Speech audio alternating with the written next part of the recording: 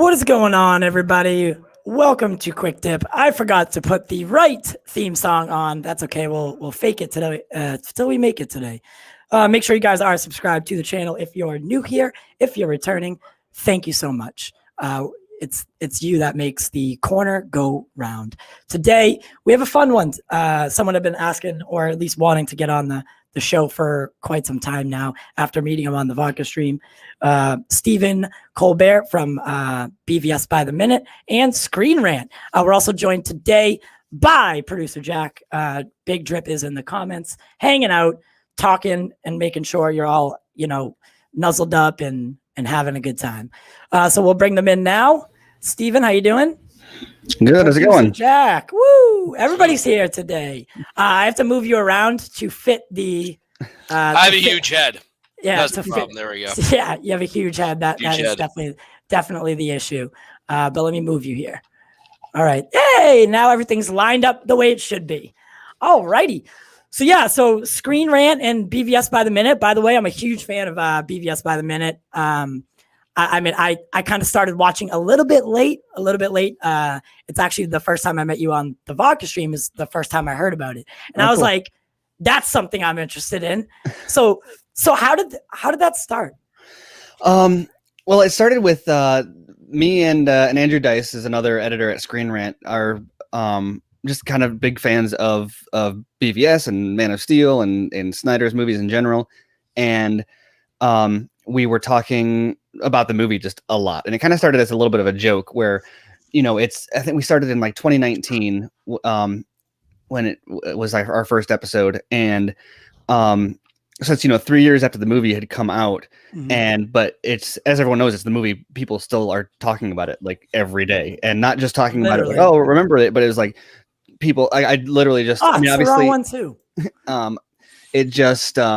I just saw on Twitter someone else is like digging the Martha, like taking digs at the Martha scene and stuff again.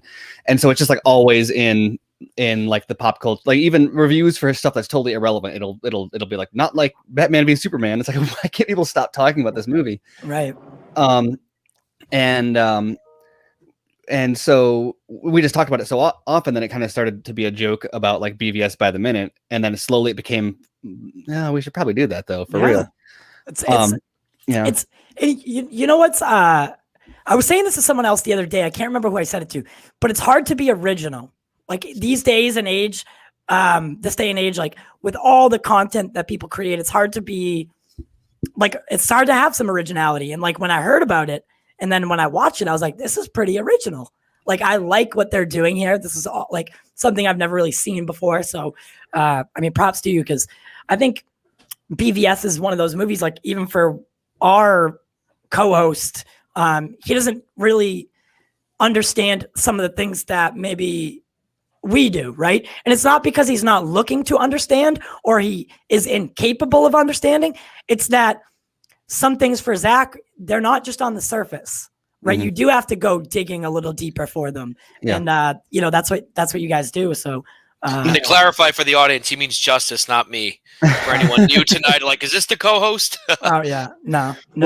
And it's interesting because, like, well, I'm a big defender of the movie and everything. I also I'm not quite as like I get that some people don't like it. I even get why to an extent. It's very like polarizing for a reason, and it's because it's a huge superhero blockbuster, but it comes from a point of view, and it's like Zack's point of view, and that's not common in a movie that costs more than like $20 million to be so slanted and opinionated in its presentation or like through someone else's lens.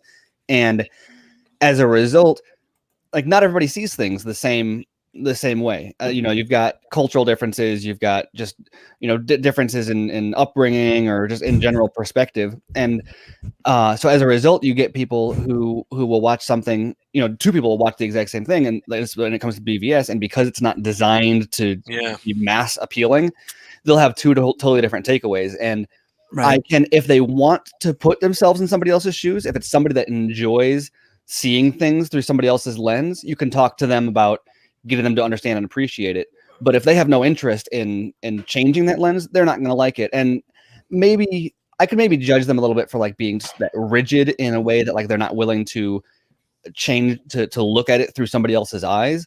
But at the same time, like I get like there's things that there's food that I don't like and I won't I don't eat for that reason, and it's just a taste thing, and so I kind of get that with some people also. So I'll always defend the movie, but also especially the more we break it down, I'm like, I get why people don't like this because it's so it's not designed to be liked by everyone. Right. No, and that I thought it was interesting to hear Debbie say that one day. I can't remember which interview it was. Is like she's just like, some people aren't gonna like it, and that's that, right? Like it isn't a movie that like, so if you're a huge Avengers fan and right, that's the style of movie that you're all into.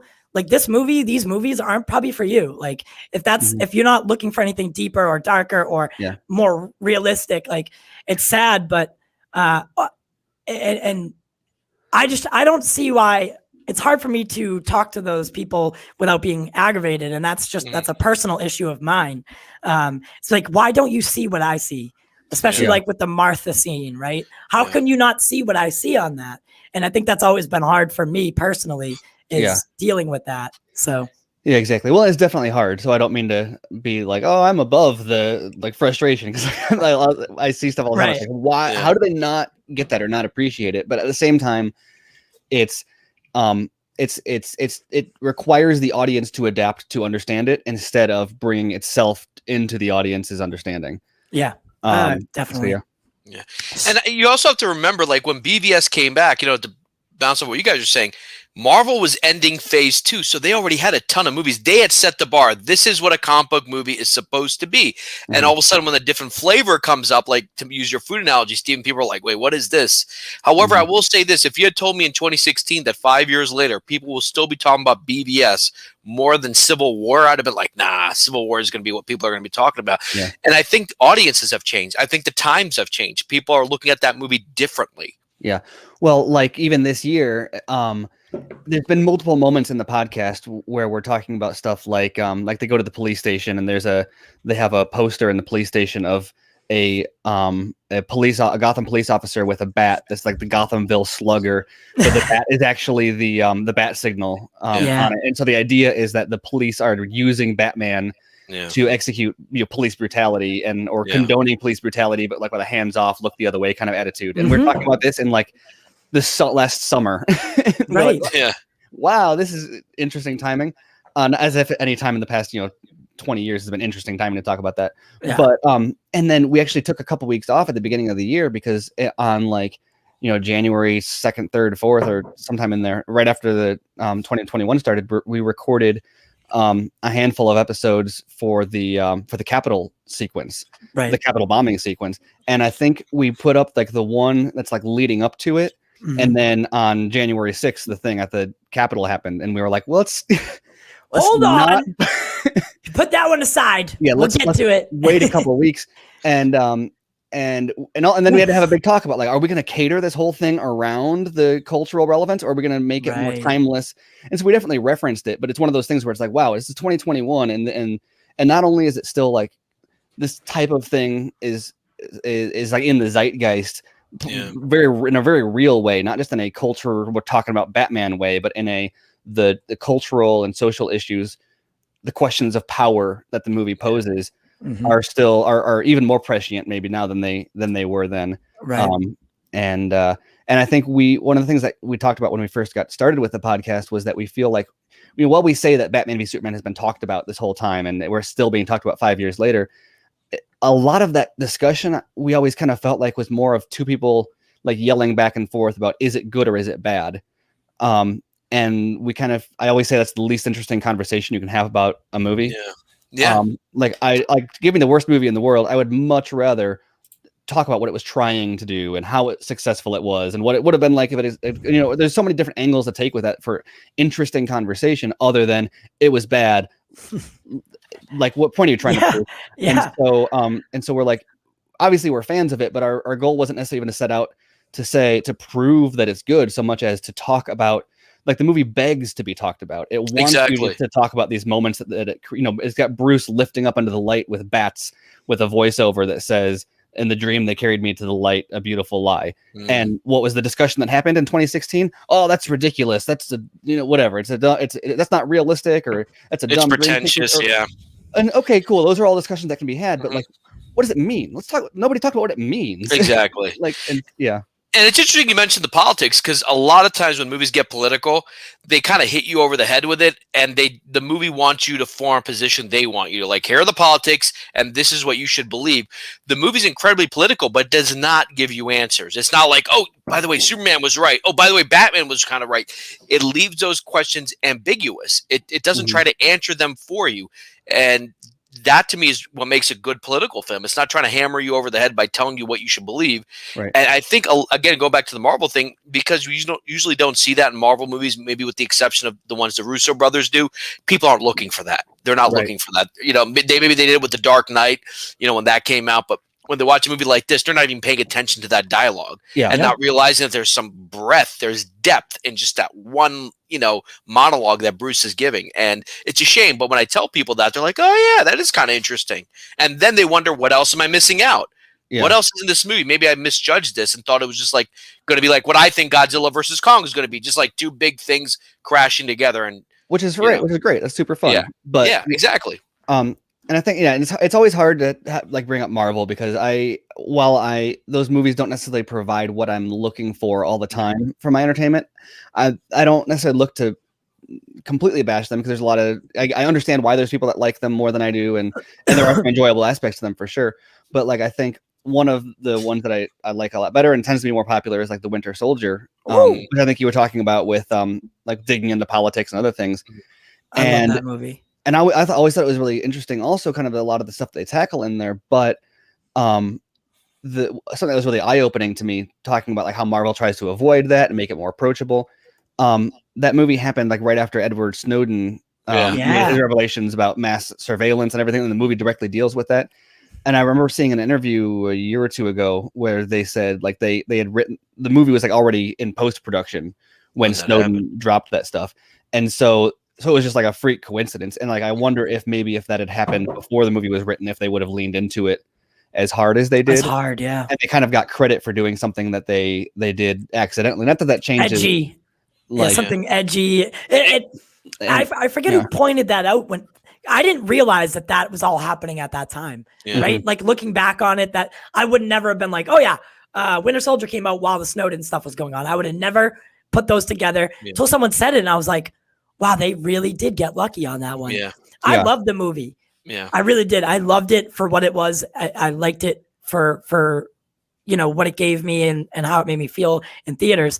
But now, like, going back on it, I could see why they got a little bit more credit, like you said. Yeah. And then you compare it to something like BVS, where and I think I very much agree that how much it doesn't take sides, but it more asks questions that are more universal about it. And so not to lean everything too far into politics, but like they have Bruce, they take his even if there's only 1% chance, we have to take it as an absolute certainty, is basically verbatim taken from the Cheney doctrine.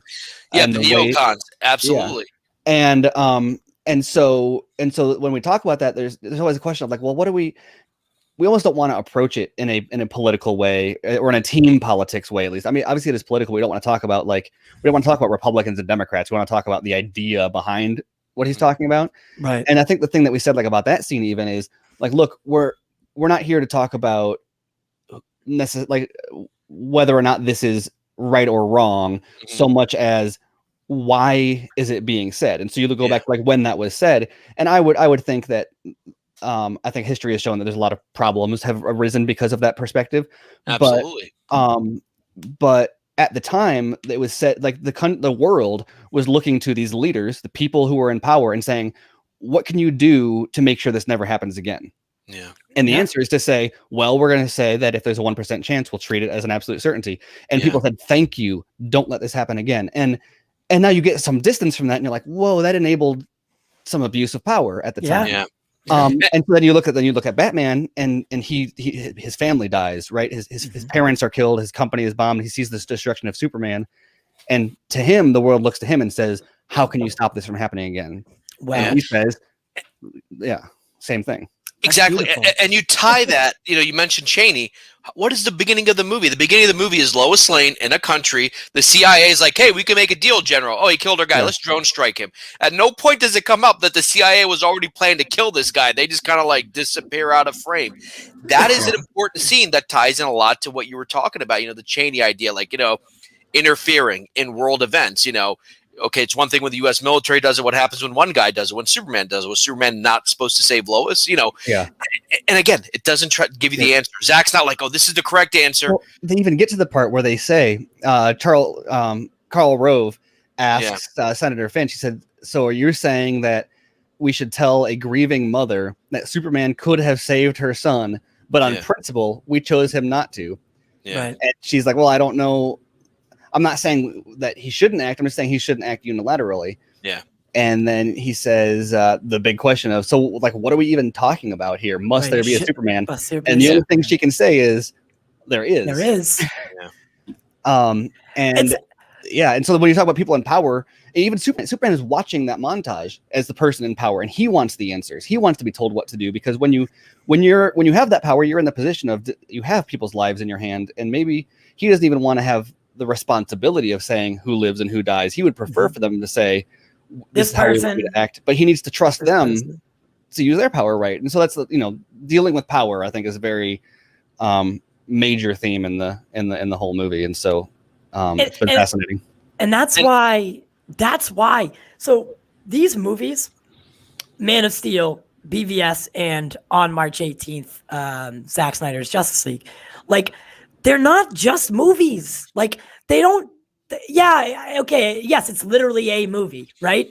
But the way it's like the themes, the motivation, like from everything from the core to face value, it does more for me than most, if not all, other movies that have ever been made.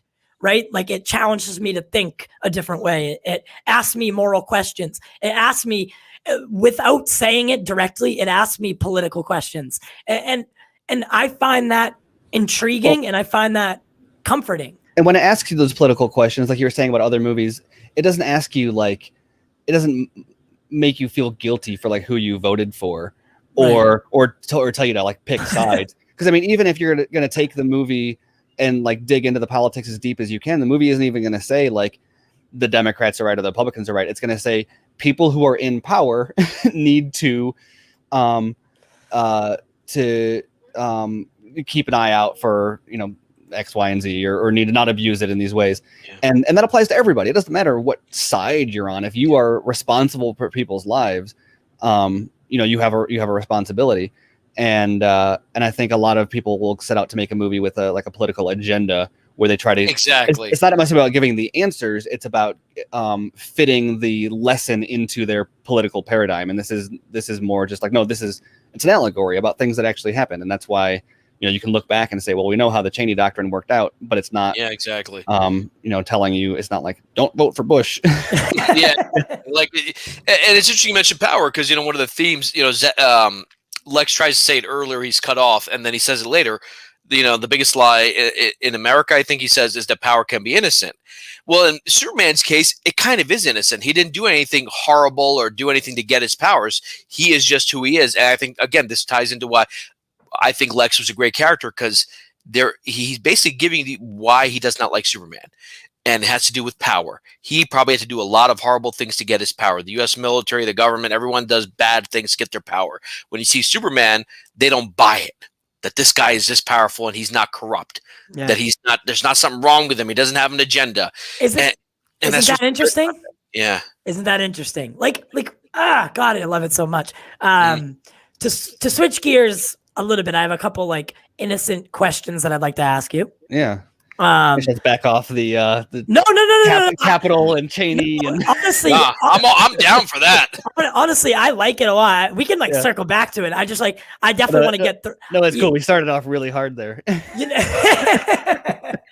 You know what's crazy is I have much more respect for people that like create overlays and banners. It's like now I'm looking at clocks and like I'm like, all right, I got to make sure I get this because it takes me a good minute to make these things. So, I'm like, I got to make sure I get to every single one. Oh, yeah. But these are little break the ice questions. Okay. The first one: who is your favorite DC character? That's always a hard question. I'm not good at handling favorite questions about anything. Like if someone's like, "What's your favorite movie?" I'm like, "Well, right now, I could tell you right now." Or it's like asking me, "What's your favorite food?" I'm like, "Well, I just ate a bunch of pizza and I don't want any more, but ice cream looks good." Actually, that's a really good way to look at it. Wow. Okay. So anyway, but I would say probably the character I've been like a fan of the longest is Batman. Batman. That was like my first action figure, and I had all the Batman. I watched Batman 66 a million times when I was like 5 to 10 years old, and then Batman the Animated Series was on TV when around then, and so I watched that with my dad. And Dark Knight movies, or was like when I started going to movies on my own. Like it's all that kind of like development process is very, very Batman heavy. That's I didn't even look at it. That's kind of the same way for me, with the exception of like the earlier Batman films, like the Tim Burton and stuff. That was for me, yeah. I actually got one year, I think my grandparents gave me the black and white Batman serial, the 1940s serials. Ooh. I watched that a whole bunch, and that's awesome because they've got stuff where like there's like a car chase and then someone goes off a cliff and it cuts to a stock footage of like a different car going off the cliff. Batman 66 has some of that kind of classic effects stuff in there, but the black and white ones are fun. Yeah, Batman for me as well. Batman and Captain America out of both sides, and comparisons can be made for certain things, but this is a kind of I think I know. All right, I already know the answer to the obvious question that I'm going to ask. I already know the answer, which is included in the question. But what are your plans for on March 18th? That it's a little bit deeper than on the surface. Just like, hey, what are you doing that day? Like, the question being, are you going to watch it in parts? You're going to watch it all the way through? And then someone already asked in the chat, are you going to do Justice League by the minute? Yes. So I think as far as watching, I'm going to watch it all the way through. I think I'm still waiting to find out exactly when it drops. When it drops, because whenever it drops is when I'm going to watch it. But of course. It's going to influence the scheduling or whatever. But assuming it's at like midnight or whatever, I'll watch it. I'll take a nap and then the previous evening and then watch it. I don't know how far I'm going to get with this, but I've been kind of slowly working on finishing parts of my basement for the past year or so. You've been saying that. And so I've got this like kind of plan for a theater room. And I got a projector and I've got plans for like the audio equipment and everything that I want, but I'm getting to the point where I'm not sure how far along I'm going to be able to get with it before the movie comes out. So I'm like, okay, well, I just need the one wall to project onto and then something to sit on. So I'm like trying to figure out like what's the most minimalist theater I can do to get the maximum bang for my buck with this my projector and sound setup. So I guess that's not so much on the 18th so much as up until the 18th. My goal is to have a minimalist home theater in my basement to watch it on. Yeah. And then I'll watch it as soon as it comes out. And then sometime, I think our plan is to do a first. So we've been talking about BVS by the minute. Justice League by the minute has started, and we've done a few episodes covering like news and stuff. And yeah, because I knew that part. I was like, they just haven't gotten to the actual analysis of it, I believe, right? So obviously can't do that. Yeah, exactly. So the plan for now is we've got like a kickoff episode that is hopefully going to have some fun stuff in it, planned for like I think the 17th maybe, or maybe the 15th, and then. Hopefully I think we plan on by the 19th publishing our like a quick take, our first impressions. And then before doing the minute by minute, I think we're going to jump in and maybe do an episode per chapter. They just dropped all the chapter names today. Yeah, I saw that. And so I think we're going to do like 6 episodes. I think there might be an epilogue too though. So maybe 7 episodes, one covering each of those. And then go back and start with minute 1, because I think that, we've been talking about BVS for 5 years before we started BVS by the minute. So there was some stuff like in the conversation already, but for Justice League, we don't want to like miss out on opportunities to talk about it in its entirety and like have to hold off on all of that until we, cause it's going to take, 4 years or 5 years to like get through the whole thing minute by minute. Right. So yeah. Okay, I do. I do have a question for you. So Yeah. as of last night, and this is like to completely.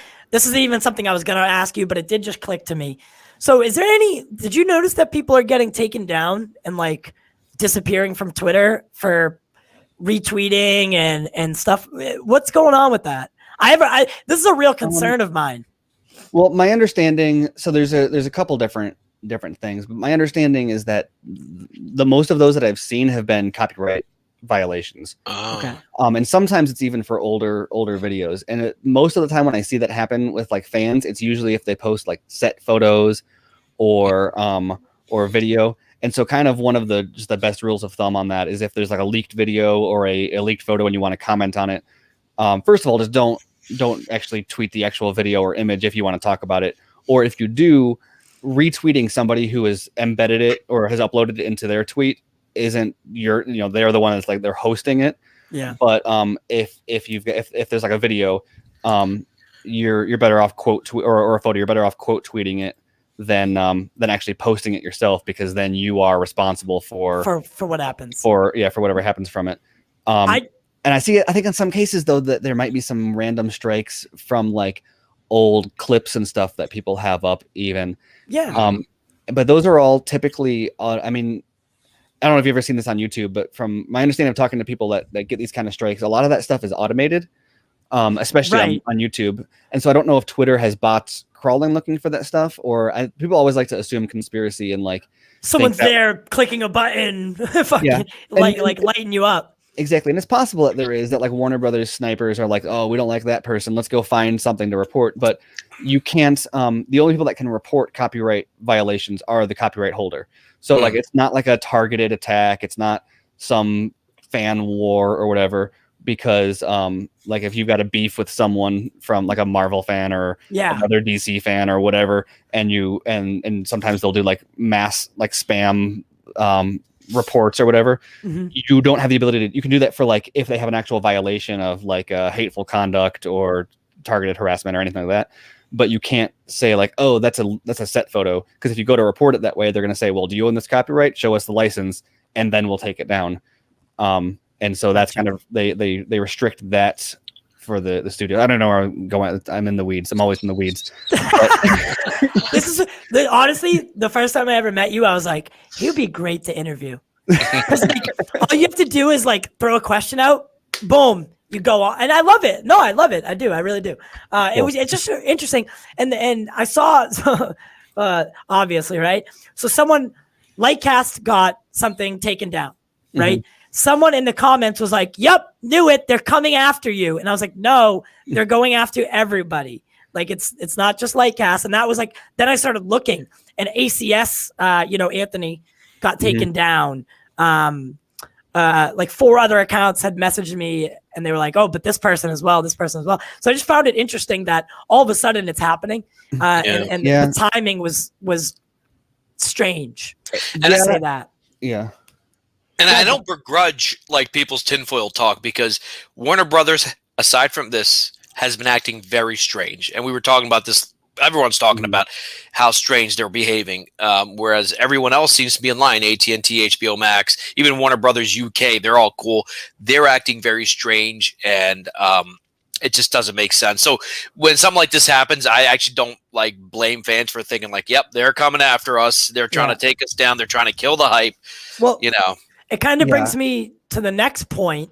And so as we all know, the Snyder Cut is going to change some things, right? So after it comes out, ready? Say it's the most popular thing in the world, right? Which it will be. There's no denying this. Do you think that there will be a large shakeup at Warner Brothers? There's already a pretty large shakeup happening, like in the process. But do you think that something's going to happen after that point? Like, first of all, is my audio like? I got a fan over there making noise. I don't know. No, it's actually good. Okay, cool. I just wanted to make sure before I went on, but that's been a thing that's been a big question since before it was even announced. But the assumption is like, if it comes out, everyone's going to lose their jobs. All the bloggers are going to get canceled for saying it doesn't exist, and all the studio heads are going to be gone. And it'll be a force of change, but I don't know if it will be quite the like nuclear bomb that some people want in terms of like the way it like I've seen people say like, oh, they're never going to reshoot someone's movie again. I don't know, maybe they'll never reshoot one of Zack's movies again. Right. But that's partly that's Zack also, that he's not going to put himself in that position ever again. Right. But I think there will be a lot of people will be disappointed with how much business as usual happens, even if it's a massive success. However, there are a lot of people who have kind of staked their career on whether or not it should or should not be released, Right. and have invested, like stuck their neck out in major ways to derail it or prevent it from happening, and even after it was announced, people who like stuff like, for example, the Superman and Lois getting renewed, or the Superman series with J.J. Abrams, that kind of news. While I would often be like, okay, pump the brakes, don't get conspiratorial, like let's look at what's going on before we jump to the assumption that this is like undermining anything. Right. However, for a studio to drop, especially like that, those news like back to back this close to, like normally when you're leading up to like hyping up a movie like this, you don't announce something like that so close beforehand. So especially when it comes to, oh hey, we're casting a new Superman, or oh hey, we're investing more in Superman on TV. Here's Supergirl. Yeah, exactly. And Supergirl's another great example.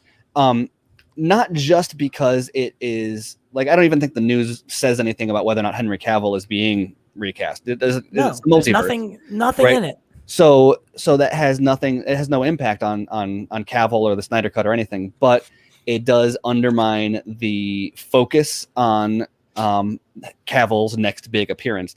And traditionally, when the studio is in line on its marketing strategy, they will withhold all of that simply so that the focus can be 100% on the coming release. And so for all this stuff to be dropping like that, especially when it's Superman related, especially when it like involves a new creative direction or new big projects like that, it's really, really hard to say there's not an agenda. And so there's people who were in power at the time, who like Emmerich, who requested some of the changes that happened, were decision makers involved in the process. And there's people like Hamada who became aware of it and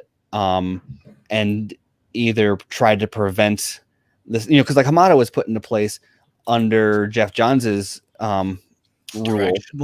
And his kind of the reason he was brought in was to move away from that Snyder direction. And so the whole reason he has the job is to not release the Snyder Cut. I mean, that's a simplification of it, but for all intents and purposes, they said, we were doing this before and we want to go the opposite direction now, and you're our guy. Right. And so for him, that's like rule number one is don't release the Snyder Cut.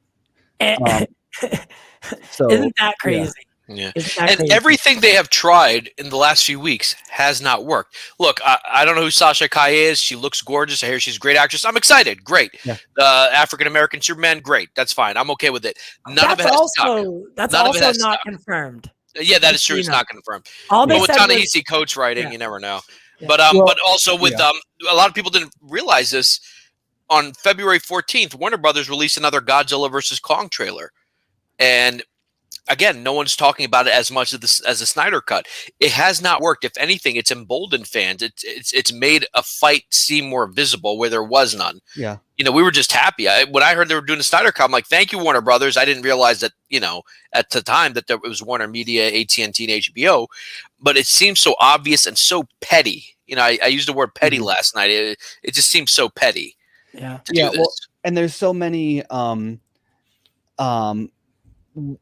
there's so many different things that impact what's going on with this. So like with what was the example you were just you were talking about like the Superman one and about how that's not confirmed. And you look back and there's, especially with Warner Brothers, there's a lot of stuff like that. Like Ava DuVernay's New Gods, for example, is in that same boat of the announcement. The only announcement that ever had is that she wants to do it and she's developing a script. But like DC or Warner Brothers never actually greenlit that. There's no release date for it. There's no producers. I don't know if they've done any, technically, I guess the script is part of pre-production, maybe.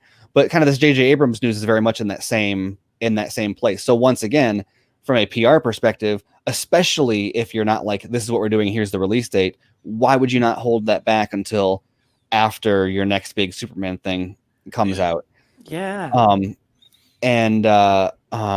was going to say something else about try not to be conspiratorial, but it's kind of obvious, and I don't remember what it is, but I think I basically circled the issue enough. That's basically someone in the comments mentioned Blue Beetle. Yeah. That was another one.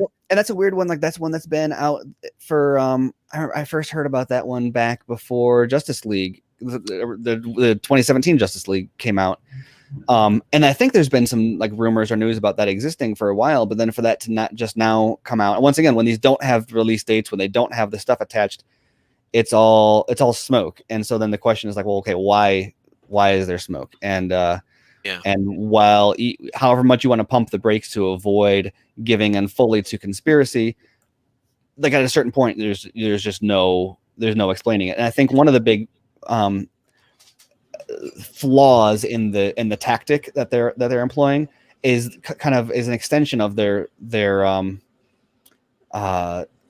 slow-minded approach to like the streaming situation in general, with how if you look back at AT&T purchased Warner Brothers, and now Warner Media and WB are kind of competing in certain ways. And way back shortly after like Warner when Warner Max, is that what that was called? Was the label? Warner Max, the first one. And then that like went away pretty quickly. But right after that was launched, there was a Hollywood Reporter article that cited a bunch of like WB insiders who were basically complaining about Warner Media setting up a sibling rivalry, or AT&T setting up a sibling rivalry. And you see that then you got directors like Denis Villeneuve and Nolan and other people coming out and kind of attacking the streaming decision. And that stuff is very, and then Hamada in that profile said, like if you look at like what Jason Kylar says or what Warner Media says about what they want from HBO Max, like HBO Max is the A game. Yeah. Like that is where their prime content goes. But then you listen to, the attacks from some of the filmmakers, and then you listen to what Hamada says, and he's like, oh yeah, that's where the spinoffs go. That's where the series are going to go. They made it out, and it was weird because I do know what you're talking about, where we were told that this is, like you just said, the A game. Yeah. But then Hamada was making it like it was like the younger sister. Like, yeah, exactly. That's where all the hand-me-downs go. And it's very conflicted. And that's my question about this whole thing is like, why do this? Like, why attack? You don't see, and I hate to relate it to Marvel, but you don't see Kevin Feige talking smack about Disney Plus. Well, and that's because you got Marvel Studios it's a silo within Disney, and they've got control of so much of that kind of like from top to bottom. Whereas Warner Brothers doesn't have that same control over the different studios that they have going on.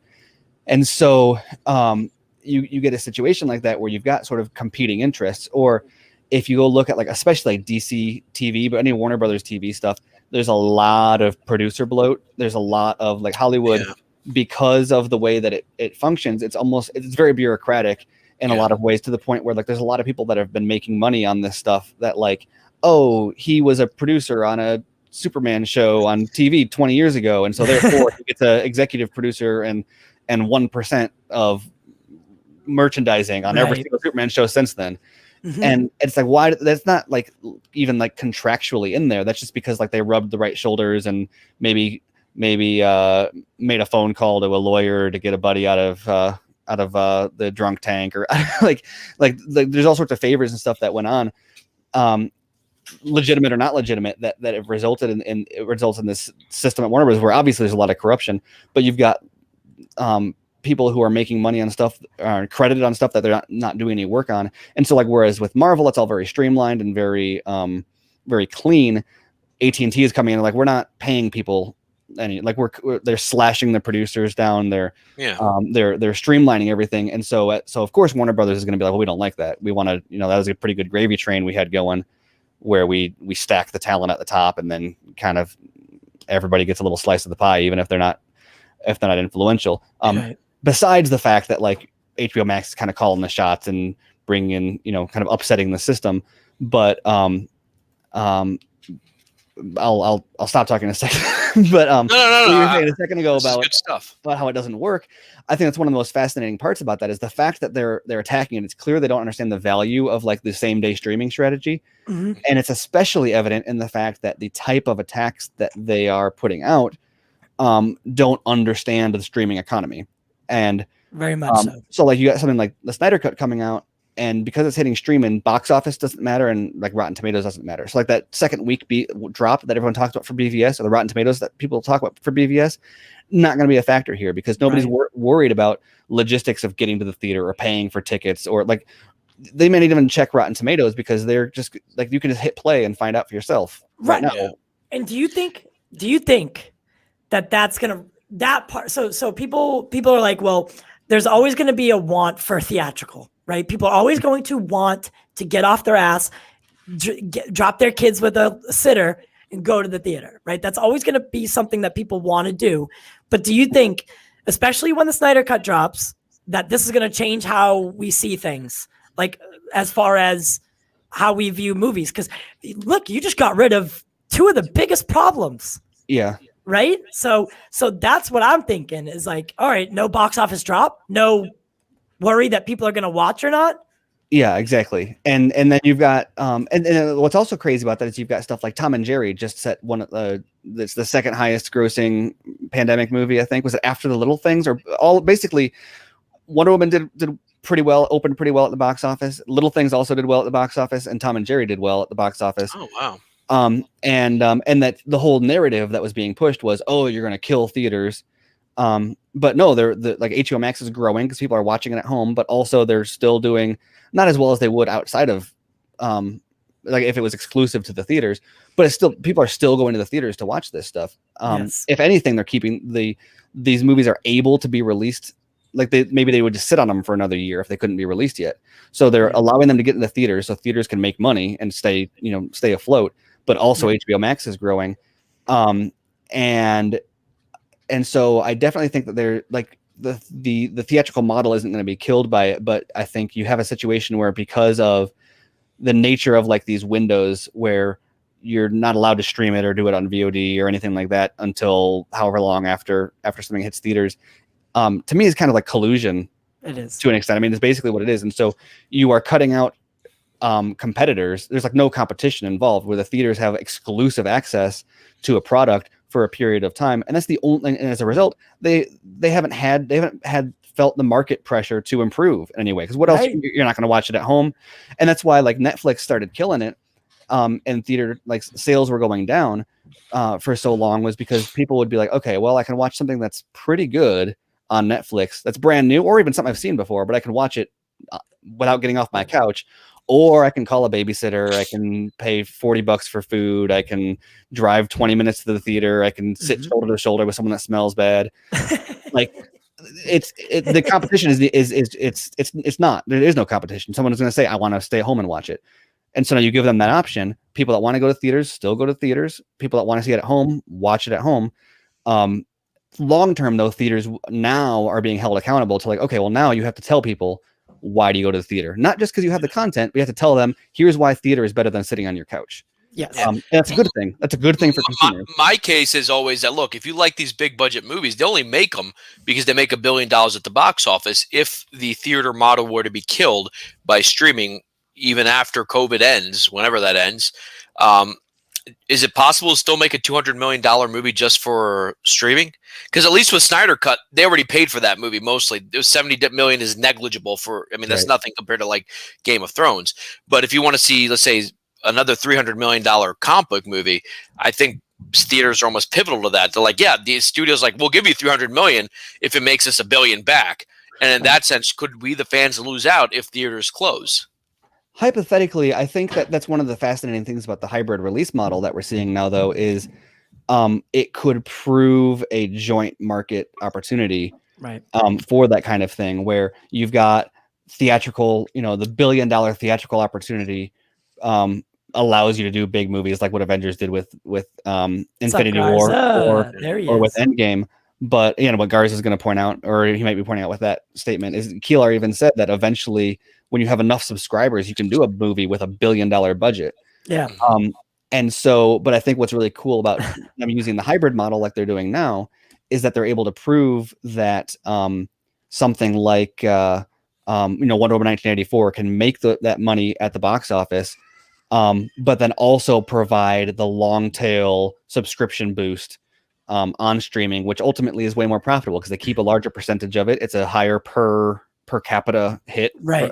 Versus it's like 50% more. A month of streaming is like 50% more than a theater ticket price, and the average person goes to the theaters like 3 times a year. Whereas if you subscribe to HBO Max for a year, that's 12. You're getting 12 purchases from someone who would have normally only paid 3 times, and each of those months is 50% more than than its ticket price. Like you keep you're not splitting it with distributors.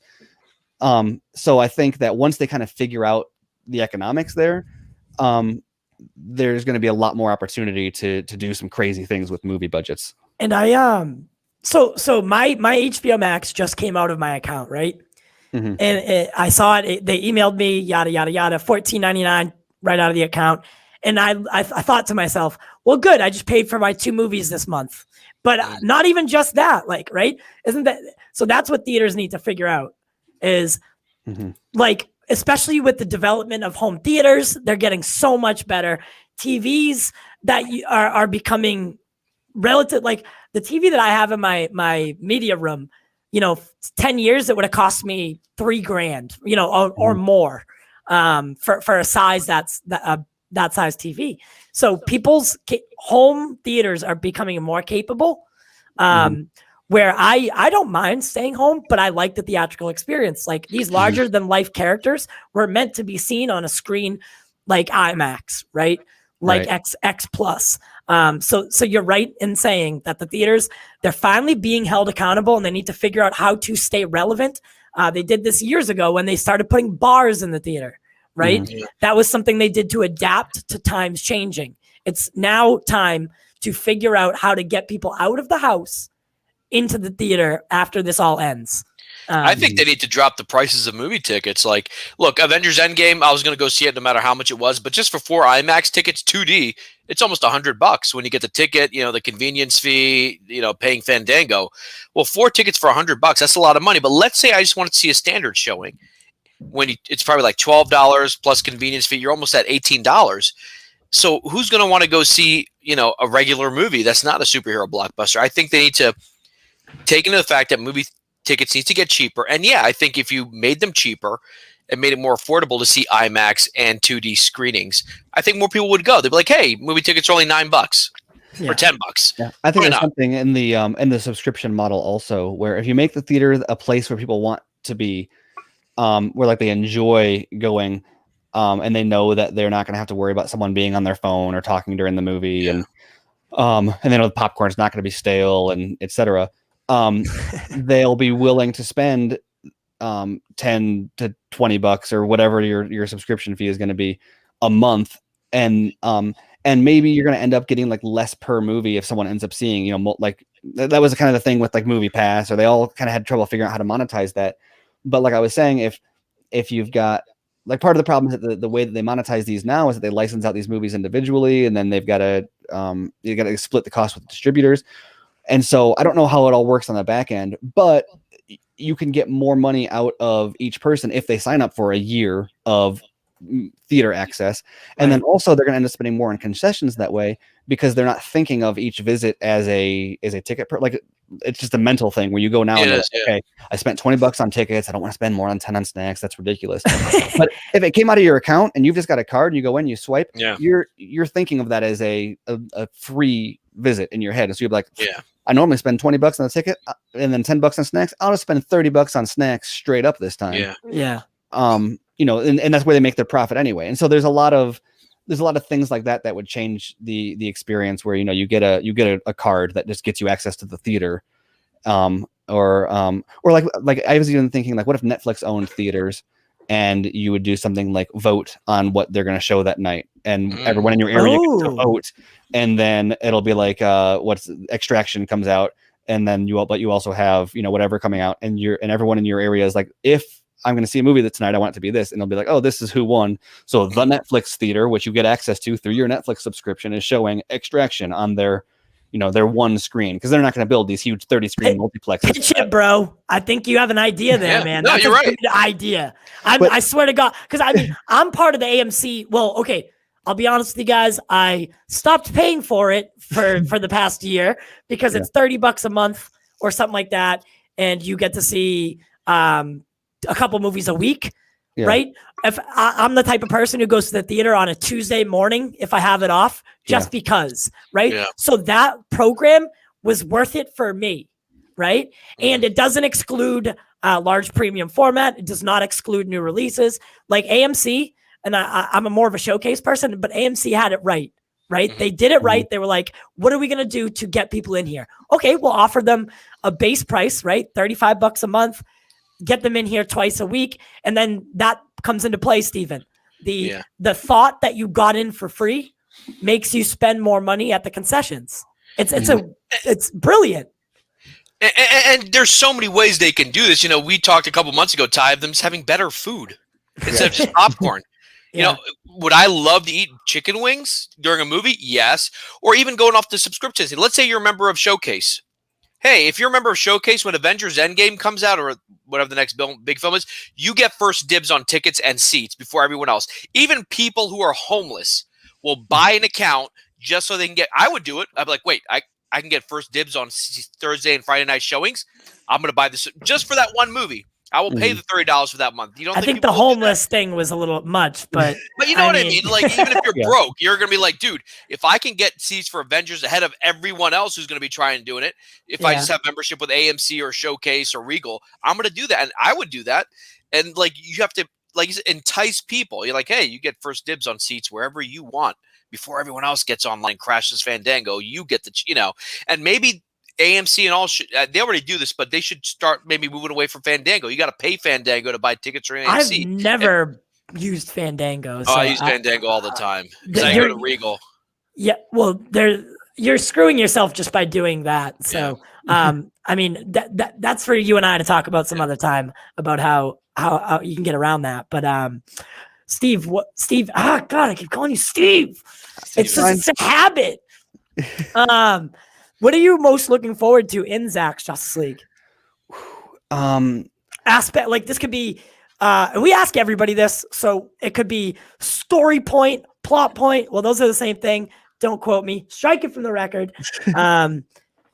Character, story arc, whatever. I keep saying the same thing, so just what I mean. Yeah, there's a lot of different specific things to be excited about, and I think that whenever I try to answer this question, the thing that gets me excited is the realization of that we still don't know. There's a lot of things we still don't know. Right. And I'm excited to find those out. But even the stuff that we do know, we don't always know where it fits or how. And even like with the release of these chapter titles, and people are trying to fit different, like where does different scenes take place because of those different chapter titles.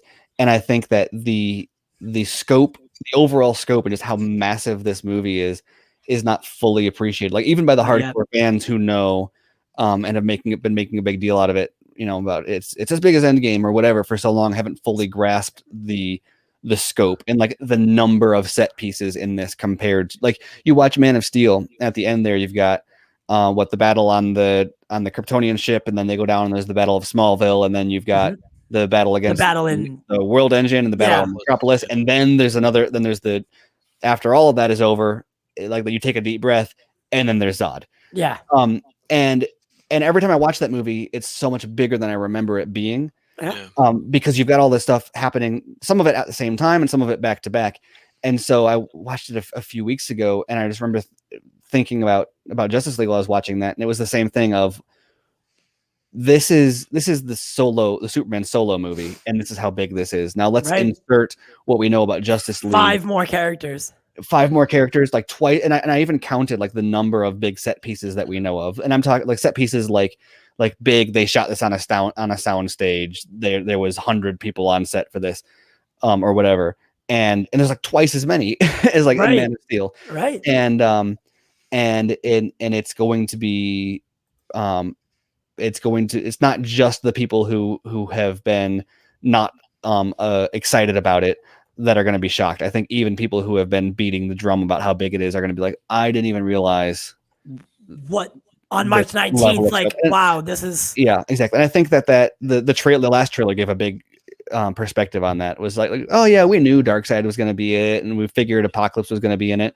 but then they show you Apocalypse and the rows of parademons and Granny Goodness and Desaad and this big Yeah. like Darkseid cathedral, and you're like, oh, okay. it's not that is bigger. Like Yeah. how is it exceeding my expectations? And that's what I'm excited for. Is just those moments of like, whoa, Because this happens. most people thought that the only glimpse that we were going to really get of Darkseid was through the boom tube, right? Now we're seeing that's not the case at all. We're going to get some extra, a different angle is what I'm saying, like multiple shots maybe potentially. And I'd say I'm most excited just for because I'm a cynic. So the nightmare sequence, it's always tickled my fancy more than it should. So I am excited for that. Jack, what about you? I think if I were to put I was going to say, I'll double down on that. Whereas if I'm going to say something more specific other than just everything, it would be Nightmare and Joker. I love Nightmare Batman. I think that's like one of the only pops I've got. And when I say that, I've got like 5 of them in view. But I love Nightmare Batman and Nightmare Sequence, and then also excited to see what they do with Joker. But I won't go on another tangent. Right. That's okay, even if you did. Yeah. What about Jack? I think I've asked you before, but I haven't. I think every time you've asked me, my answer changes. Now, after Zack said this ends on a cliffhanger, I'm curious what kind of cliffhanger. Is it an Avengers Infinity War type of cliffhanger where they lose and like it ends like that? Or is it like, kind of sort of when we saw Thanos at the end of Avengers, like kind of setting up the next film? Like, I'm wondering what kind of cliffhanger it is, because in the first trailer released back in August, they show us the shot of the Justice League standing there, on top of the silo. I'm like, okay, so we know they still win. And I'm wondering if that was put there deceptively to make us think like, oh yeah, the ending's going to be the same. Yeah, that shot right there. Oh yeah, they're going to win. Don't worry. It's the same story, because I assume like they're going to win. But when Zack said it's a cliffhanger, I'm like, oh, so I wonder how it does. How does it really end? Actually, we got 2 other shots today, right? 2, the stills, these ones. Yeah. So I like this one. Like, I don't even know what it is about Flash from what we've seen in Zack's like, he just doesn't look like such a coward anymore. I don't know. Yeah. I'll go ahead. Yeah, so I was going to say, I'm a big, I was a big Joss Whedon fan, but Joss Whedon, there was a character in Buffy the Vampire Slayer named Xander, and he's very Chandler Bingish, where like he's got to make a quip every 3 seconds. He'll make pop culture references. He's kind of goofy. He's very Chandler Bingish, and I think Joss just put that same character archetype into Flash. Should I mention my blood sugar right now? Those types of jokes, and just turn it. He's like, all right, this guy's going to be the comedic character. He's going to be the funny one, and he can't be serious. Then he has to be completely funny the whole time. He can't have one moment where he's serious. I think because Batman is in Superman, it was so noticeable because of Affleck not being in the same physical shape that he was. Yeah. His reshoots were noticeable, as well as it was just clearly tonally, and we had a movie to compare it against, right? It was clearly not the same Batman as was in BVS, right? And then Henry Cavill, you had the mustache, and so it was obvious what changed for him. And with Cyborg, they've said things about him being in the heart, or Ray even came out and said the only thing in the theatrical that wasn't a reshoot was the police, the GCPD PD police. I'm doubling up. The roof of the headquarters. The roof scene. With Commissioner Gordon, was the only scene of his that wasn't a reshoot. And so I think, but because like Ezra Miller has been like laying low and is generally not on social media anyway, and we didn't really know what to expect from his character, I think there's going to be a lot of surprises about his personality and arc that we don't know, because our familiarity with him is entirely by how Joss Whedon had him portrayed. And so I'm excited to see that, like, basically we haven't seen what his character actually is supposed to be yet. Right. I mean, okay, so, but my point to this whole Ezra Miller thing especially is, like, it seems like Joss didn't understand, or like he didn't realize that Suicide Squad had included the Flash, and he was like stopping a robbery, doing it with a smile, little bit of humor, I suppose, but he was pretty fearless in doing so. And then the next movie we saw him, he was like, I've never done battle.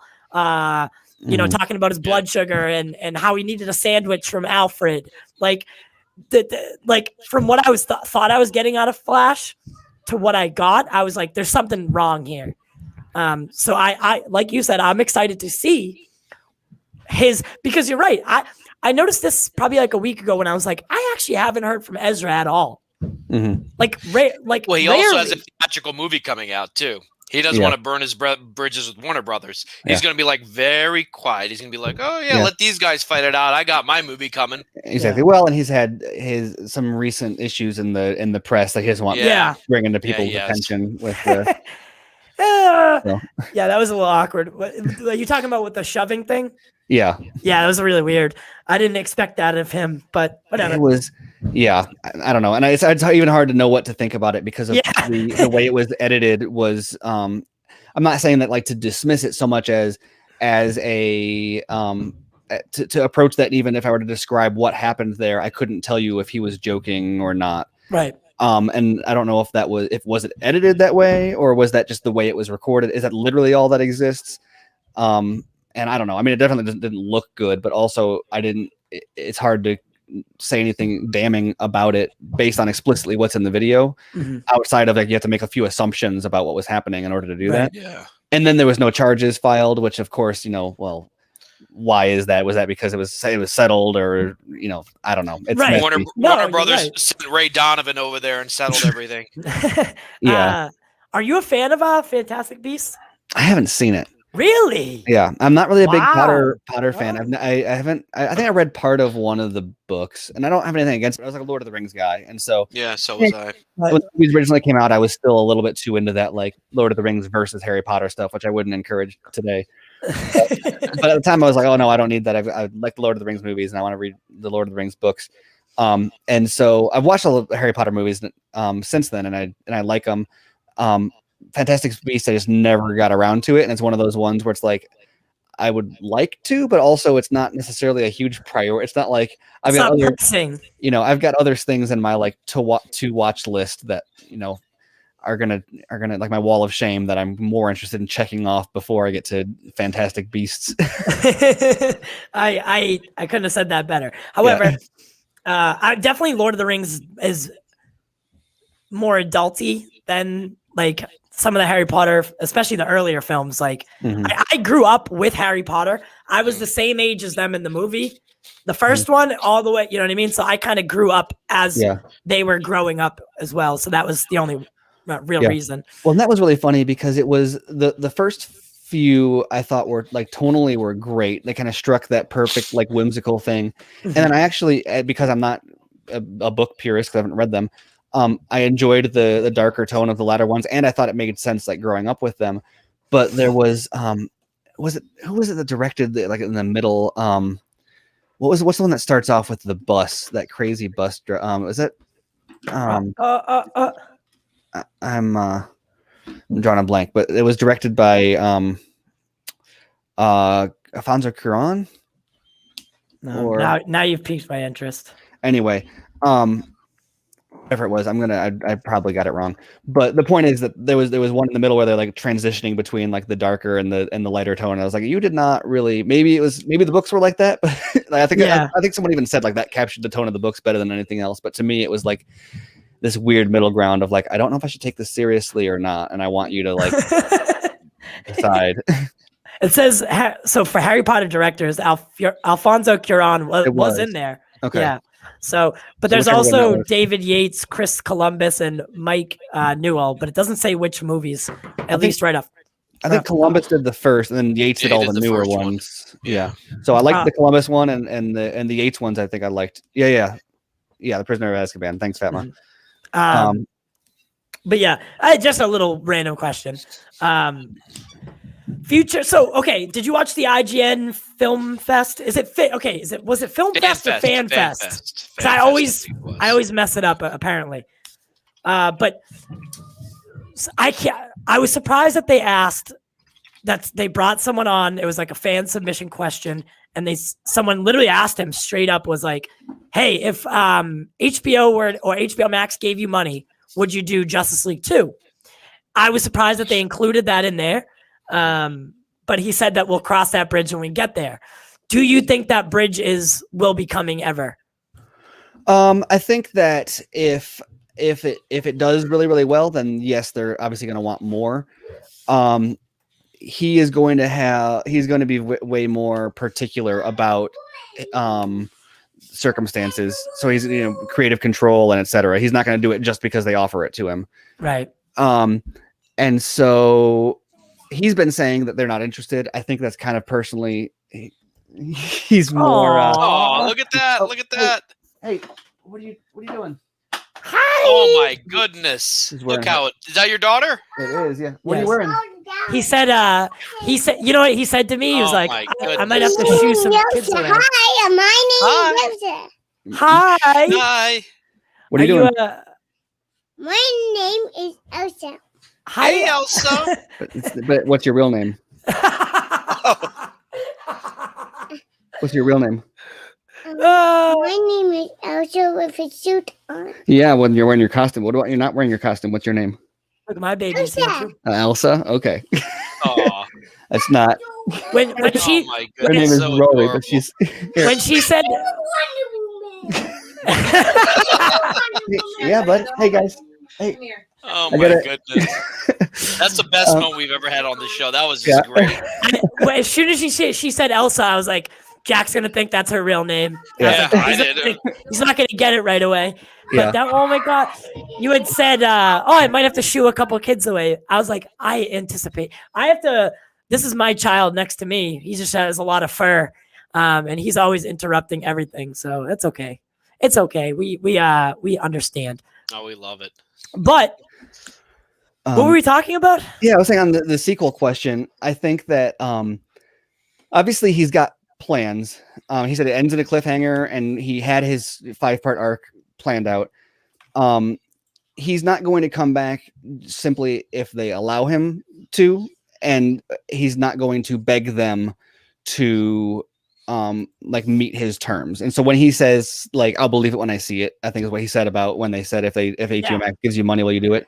He said, I'll believe it if I see it. And all his other answers have been, I don't think it's going to happen, or they have no interest in it happening. And then he'll maybe a couple times he's thrown in but also this movie was never supposed to happen, so who knows?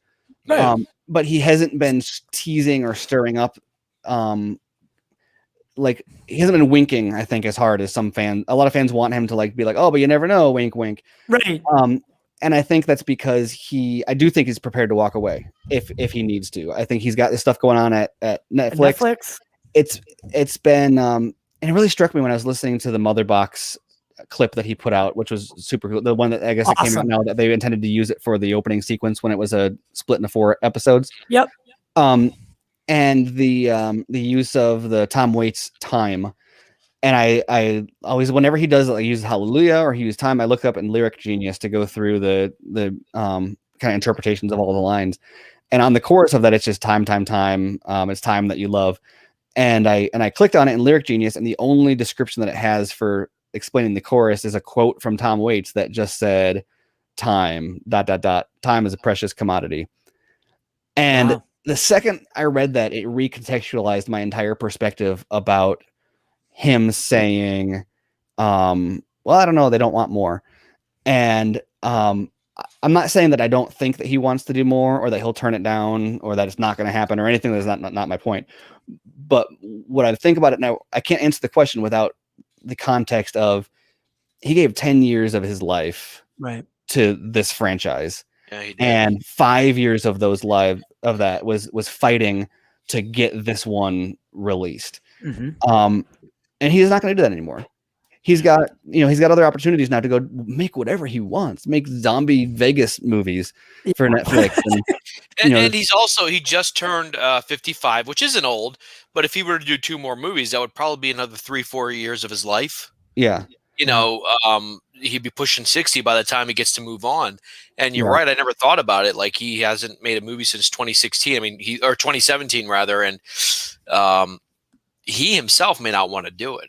Yeah, exactly. And so I want to see it, and I'm sure he would love to tell it if they give him the right opportunity. If they give him the budget that he wants and the creative freedom that he wants, and etc. I'm sure he would love to do it. But also, he's got other stories he wants to tell, and I love DC and I love his DC movies. But I always go back to George Lucas, who he created Lucasfilm in order to have a studio to give directors who didn't want to be slaves to the studio system a way to make these big, awesome, fantastical things that they wouldn't be allowed to make otherwise.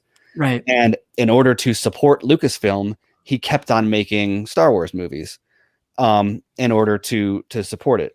But stuff happened in his personal life.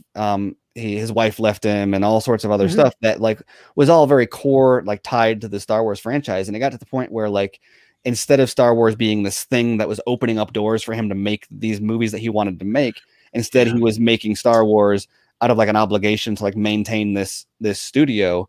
And then at the end of the day, he sold it to Disney, who is not interested in letting people make whatever they want to make. Like Lucasfilm is no longer this place where you can go with, and it never necessarily even was, because it never quite became that, because it was always this slave to Star. And I love Star Wars, but you look at George Lucas, and it's like in another life, if he didn't make, like, let's say after Return of the Jedi, he never went back to Star Wars. And I love the prequels, so that's not even me saying like I wish he didn't do that. But if he had never done that, what would he have made? Like, what George Lucas movies are we never going to see? Right. And so the idea to me of like, I am not so cruel as to be like, Zack Snyder, make Batman movies for the rest of your life. For me, no, go make a movie that I would never think of. Go make a movie that I would never think to ask you to make, so that people can say, why are you making that? And then it goes on the screen, and I'm like, wow, I didn't even know I wanted this. Thank you. And I want that. I think that's what partly Army of the Dead is going to be, that because a lot of people's issues with Snyder are, well, it's always so dark tonally. It's always so like every character's so serious. Well, just from the 30 seconds I've seen of Army of the Dead, I see people smiling, right? Having a good time, mowing zombies down. So that like, this is what Zack is, right?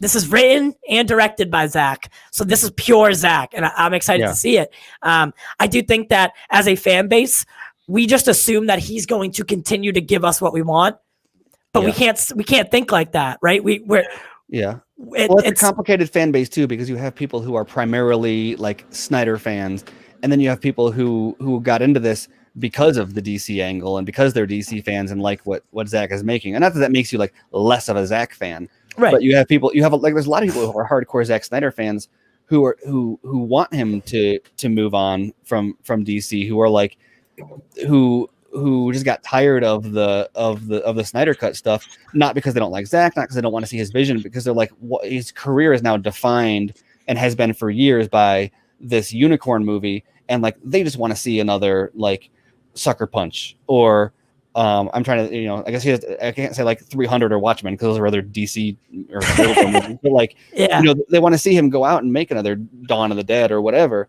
and I feel like the nature of the Snyder Cut has caused a lot of people to be like, oh, well, you're like impure because you aren't fighting for creative freedom and stuff. It's like, no, they're Zack fans who don't want to be arguing about this movie anymore. They just wanted to go make stuff that we can enjoy without all this drama. Right. And so I can appreciate that. Yeah.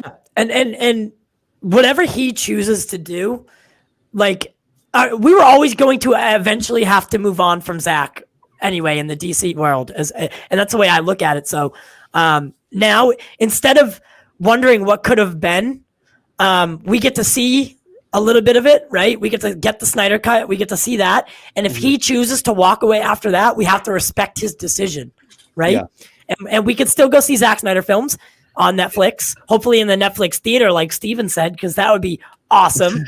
I'm really like, I'm thinking we should pitch that or something, because that's great.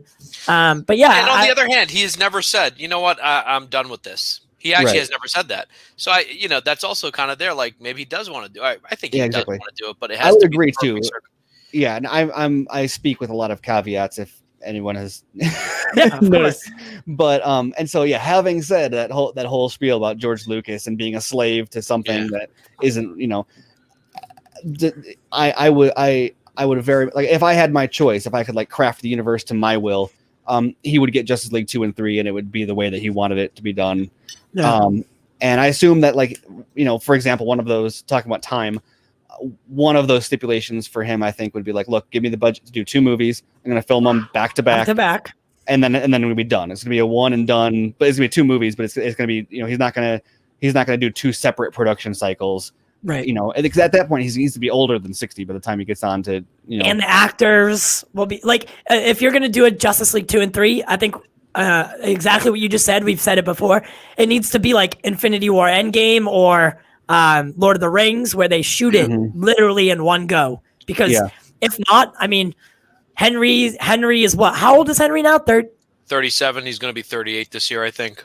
Right. So, just in between Justice League 2 and already so much time has already passed since 2017, right? Yeah. So you're already pushing that window, that time, right? And then 2 different productions, that takes us up to like, right. I don't even know what year. 2020. Geez, I don't even. That's a brain buster. Even if they greenlight it immediately, I don't think it would enter production until 2022, like early 2022, probably, because Terrio said he didn't even write the script for Justice League 2 yet. They didn't write it yet. So I think 2020, let's say earliest would be like maybe winter, probably early 2022, and then it would come out sometime in 2023 and then 2024, or maybe 6 months apart. But anyway, the point is, we're several years off still, and that's if it's like hyper fast tracked. I don't know. And as is always the case, and was the case for the Snyder Cut too. And I think a lot of people don't appreciate, because like we tweeted about it and then it finally happened, and so therefore it wasn't that hard. But like to appreciate the number of stars that came into alignment to produce the movie that we're getting it's not just a matter of like Warner Brothers caving in. I mean, it's the timing and Zack Snyder's pitch, and the fact that the movie exists as it does, and having the particular actors go to bat for him in the way that they did, all kind of culminated in this. And there's aspects of a continuation that would be relevant too. Affleck would need to, his schedule is packed for like 3 years out. Literally. Cavill's schedule is pretty busy too. He's got The Witcher and other stuff going on. Mass Effect thing, is that going to happen? Is that true? My understanding is about it. My understanding is he is looking to produce that, but I think that he would be a very smart pick for Commander Shepard. Yeah, I would like him as Shepard. That'd be kind of cool. Okay. And would you like, now let's say we do live in the world where that hyper release happens, right? Where they're like, all right, listen, this was huge.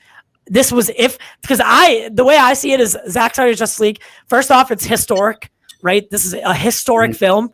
And I think it's going to break every record there is for, but besides like box office, right? Stuff obviously can't break that, but but it'll there's some streaming records it can break. It can break because of the fact that it's not streaming globally. I mean, you've got places where it's going to be only video on demand. I bet it breaks some VOD records, because it's the biggest budget movie to go strictly VOD ever. So in some regions. Yeah. So say we live in the world where Wonder Woman 84 happens. 48 hours later, Wonder Woman 3 is greenlit. We're in that same world for Zack Snyder's Justice League. 2 and 3 get greenlit. Back-to-back shooting. Do you want them to be series? Like, I think Zack is great for streaming series. I think he was built for it. And I think to tell his long-form stories, series work really well. And I was actually excited for the Snyder Cut to be a series. I was one of the ones on board with it. Would you be like... What would your preference be? I think maybe as a shock to everyone that I've got complicated feelings on that. I've been a big proponent of a series. I started writing about the potential of it being a series in November, I think, even of 2019. Because that's what had started to be kind of the buzz that people were hearing was that they were pitching it as a series to make it more enticing to HBO Max. And I think that my issue with it, and the reason that I wouldn't be 100% behind it, is because I think that the way that Man of Steel and BVS exist, and like we were talking about the fact that we're still talking about them and stuff, existing as movies. Like, do you guys remember when like the Star Wars trilogy was the Star Wars trilogy? Yes. Right. Yes. We're talking about like 1996, 1995, whatever. It's like, you talk about the Star Wars trilogy, and it is a box set that people have, and it is that doesn't the Skywalker saga is not the same thing as the Star Wars trilogy. No, not even close. And I think that having his 5-film arc, Man of Steel, BVS, Justice League 1, 2, and 3, be the Snyder Superman arc, or whatever they call the whole deal. Right.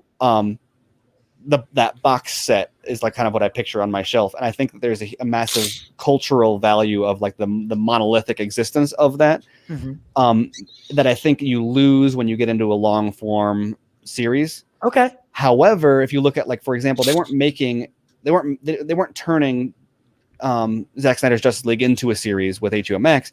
It was a movie, and he already had it divided up into chapters, as we were talking about. And so the difference wasn't that they turned it into a series, is that they were just going to release it in pieces, episodes. Yeah. And from a distribution perspective, that makes a lot of sense, and I'm a huge proponent of that. And so I think there's a little bit of conflict with me, where like, how much does it ruin the experience to not be able to watch it in one go and have to split it up, and is that going to impact how it's viewed down the road? Because like, even this one would have, if it was released in pieces, would have still been a movie after the fact that of course could sit down and watch that way. Of course. And so the furthest down that line I would go would be to say that plan I'm very supportive of it. Make a movie, make Justice League 2 as a movie, give it 6 chapters or whatever, and then split each chapter into an episode and release it that way, if you need to, for the sake of like monetization and keeping the conversation going. I mean, just imagine like 6 weeks of nonstop what's happening next episode. Right. So I think I worded it the wrong way. So I would always say that Zack, like the idea I had in my head was that same idea that, oh yeah, it comes out episodically, but at the end of it, it could be released as a film, right? Because that's like the best way to watch any Snyder content, is right in a row, consistently. I think it needs to be constructed as a film too, not like adding cliffhangers and stuff in order to make it flow as a normal series. Like, for example, they say like The Mandalorian, they're like, oh, it's written as a movie. It's like, no, it's not. You've got, those are each 20-minute episodes with like standalone story arcs. Right. I wouldn't want it to be something like that. I would want it to be legitimately a movie that's just, that's split up. Yeah. So I mean, there's been a lot of talk about, and we'll probably end it in like probably at the hour and a half mark. But just so I know you have things going on as well, I don't want to keep you too long. Actually, what's the record on the vodka stream? 5 hours? I think we almost went 5 hours once. I was on there one day where we almost went. Yeah. I mean, I know we just did 4.5 like the other. I think when Junkie XL was on, I think that was 4 hours. I think about we hit with that one. By the way, that dude is an absolute savage. That was the most insane vodka stream that I've ever been on. Beer in the hand, and doesn't even use the second hand for a cigarette. It's the same. Drinking, smoking, same. I was like, this guy's got it going on. Like, this is exact. Like, besides the health risks, I want to be exactly like him when I grow up.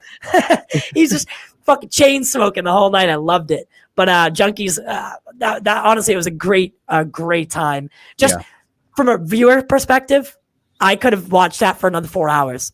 Honestly. I was. God, I could talk about it for a couple days now. But so we've heard a lot about the Green Lantern and Martian Manhunter, and there's a cameo by someone, a heroic cameo that's gonna blow hardcore fans' minds. Real quick before we end, what's going on there with you? Are we getting just the Martian Manhunter for the Snyder Cut? I don't want to say too much about that, because there's things that I've heard about that scene and like what they changed and why, that I don't know 100% if that's still the case, but I don't want to risk being too spoilery about it. Okay. But I do have a concern that maybe that using the below fans mind phrasing in that article, I believe that was the writer that used that, and I think most of that interview had taken place back in like October, and so I question how much of that was like the way Zack pitched it.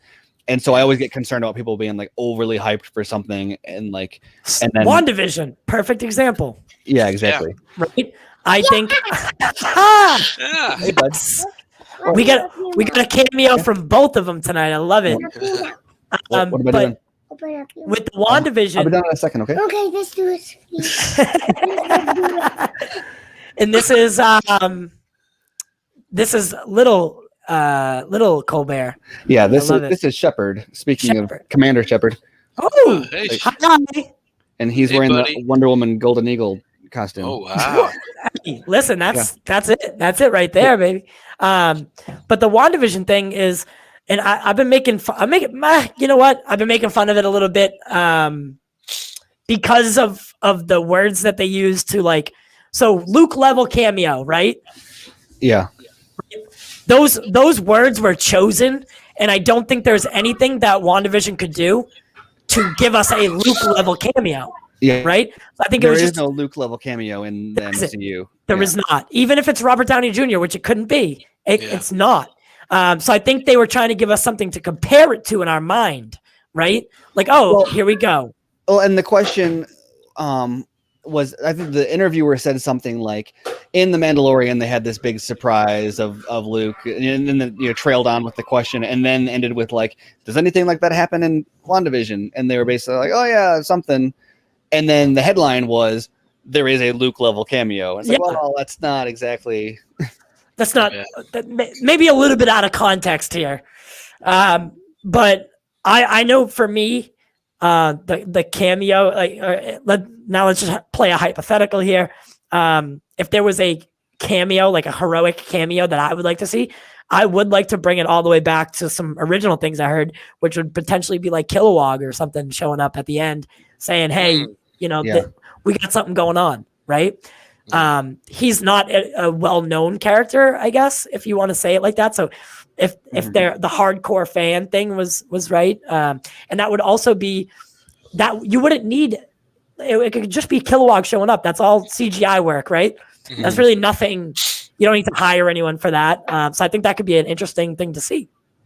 But I mean, that's just me. Yeah. Right? Yeah. And I think that one of the things that I was thinking that would be cool, and this is more speculative, like fan theory level, right? But Martian Manhunter has been one of the ones that has been kind of floated as being a potential there. One of the big questions that hasn't been resolved is always, and Zack was even just teasing it on IGN, is what was in the crash on the Kryptonian ship. Right. That, people were kind of assuming it's Supergirl, but where is she and when is she and how does all that fit in? And so kind of my new thing that I'm kind of entertaining that I thought would be cool is, I think with that amount of teasing, you kind of got to introduce her eventually. And I realized it would be super cool if, like, how do you explain where she's been? Well, how do you explain where Martian Manhunter's been? I feel like there's kind of some similar questions there. There's aliens. And I realized it'd be kind of cool if they introduced it as like a, maybe combine like the Miss Martian and Supergirl characters a little bit in concept. And so it's not just Martian Manhunter at the end, it's Martian Manhunter and his adoptive daughter, Kara Zor-El. Imagine. And that's the mind-blowing part, right? Where you're like, okay, well, we kind of knew, that Martian Manhunter was a possibility, but that's a logical way to be like, oh, of course, Martian Manhunter would be a great way to like mentor her, to be like, look, I'm also from another planet. Let's navigate this together. Let's stay out of the spotlight. But then when they reveal themselves, they would be together. And I think that would be a really cool. That'd be mind blowing. Yeah. A cool way to do it. Yeah. I'm gonna put that on the mind blow level. Right. Yeah. So that would be great. Steven, thank you so much for taking the time out of your day. I know you had a lot going on, and I really do appreciate you stopping by tonight. And yeah, for sure. I'd very much be interested in doing it again very soon. Maybe after the cut comes out. Yeah, that's some stuff to talk about. Yeah, exactly. Have a lot to talk about. It's clear. It's so hard for me to fill time. There was a lot of awkward silence, so I don't. We gotta figure that out. But no, truly, if this is I'll give you your moment to do the what does Dave call Plug it? yourself. Plugging? Plug yourself. Yeah. You can find when I do write at Screen Rant, you can find my stuff there. So I'll obviously be doing some stuff surrounding Justice League leading up to that. But also BVS by the minute, we're still going strong. We're just talked a lot about Alfred chopping wood is gonna be coming up next. We're heading into it's kind of a pivotal moment in the movie there, so that's exciting. But it's always the way it's constructed. You can always go back to the beginning, and it's not like you're going to be missing out if you started at episode 1, which is what's so great about it. Right. But then also we just did our trailer breakdown for Justice League by the minute, and then we were saying earlier, once the movie drops, then we're going to get invested in 1 minute of Justice League at a time. 15-20 minutes an episode. So we're going to have a lot of Justice League talk. Yeah, you're literally you'll finish Justice League probably 5 years from now. Yeah. That's crazy. Yeah, that's we crazy. started BVS in I think January of 2019, and we're just over halfway through it, and that's a 30-minute shorter movie. So right. Yeah. Oh my god. We're gonna be doing both of them at the same time for a couple of years. That's crazy. I didn't even realize, it didn't even click to me that oh yeah, wait, it's a 4-hour movie that you're gonna do by the minute. Yeah. So every once in a while we stop and kind of we're like we are doing this, right? Like this is kind of like we don't try to think about it too much, but also every time it comes up we're like, wow, who is this crazy? But it's fun. I mean, we'd be doing it anyway, and like we said, we'd love talking about this stuff, so we just love sharing it. Right. But yeah, so truly an honor, and thank you so much for joining us today. Thanks for having me. Yeah, guys, all the links are in the description. If you haven't subscribed already, please do. We just opened up our Patreon private community, and we're trying to get more people on that. Let me just bring up. So we just launched it a week and a half or I don't know, 2 weeks ago. And thank you to these guys. So these guys were the first 3, as Caden, Nick, and Odd. And we're looking for more people to join. Access to private community, Discord, early access to podcasts, actual podcasts, audio only. Everyone calls YouTubing podcasts, I noticed. So that's it's different. And then early access to all pre-recorded content. Thank you guys. We're brought to you by Bonk's Bar in Philadelphia and Showcase Cinemas. Head over to Bonk's if you're ever in that area and you're looking for Jack does trivia there on Thursday nights. Yes, I do. Yeah, so and we'll be doing our Zack Snyder's Justice League coverage, the pre-show at least from there. Yeah, so that's exciting. Would you ever consider doing a DC themed trivia? Oh yeah, we do it all the time. Yeah, I mean not now, but before. Yeah, right. Before that, we did DC, Marvel. Oh yeah. Okay. But yeah, guys. Contests. Also, we do have Liz. So I have Mark Pellegrino, good buddy. He's going to be joining me on Friday midday from 2 to 3. That night, we're going to have Liz Wonder on. And then on Saturday night, we'll have the HBO Max social manager for original content. He'll be on the show on Saturday. So tune in. We have a lot going on. Bye, guys.